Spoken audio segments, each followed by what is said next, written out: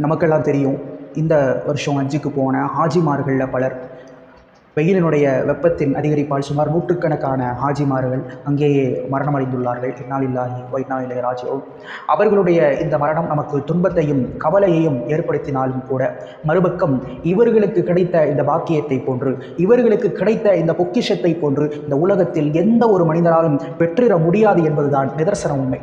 நபிகள் நாயகம் ரசூலுல்லாஹி ஸல்லல்லாஹு அலைஹி வஸல்லம் அவர்கள் கூறுகிறார்கள், மன் ஹரஜ ஹஜ்ஜன், எந்த ஒரு மனிதர் ஹஜ்ஜுக்காக வெளியேறுகிறாரோ அந்த மனிதர் ஃபமாத்த, ஒரு கால் அங்கேயே அவர் மரணமடைந்து விட்டால், குத்திபலஹு அஜ்ருல் ஹாஜ்ஜி இலா யௌமில் கியாமா, மறுமை நாள் வரை அவருக்கு ஹஜ்ஜினுடைய நன்மை எழுதப்பட்டு கொண்டே இருக்கிறது என்றார்கள் பெருமானார் ரசூலுல்லாஹி ஸல்லல்லாஹு அலைஹி வஸல்லம் அவர்கள். மேலும் நாளை மறுமையில் அல்லாஹ்வை சந்திக்கக்கூடிய அவர் தல்பியா கூடியவராக நாளை மறுமையில் அல்லாஹ்விடத்தில் வருவார் என்றார்கள். கண்ணியத்திற்குரியவர்களே, வாழ்க்கையில் மரணம் அப்படின்றது ஒரு முறை தான் வரும். அந்த மரணம் நல்ல மரணமாக, அல்லாஹ்வுக்கு பிடித்த மரணமாக, அல்லாஹ்வை நாம் பொருந்திய நிலையில்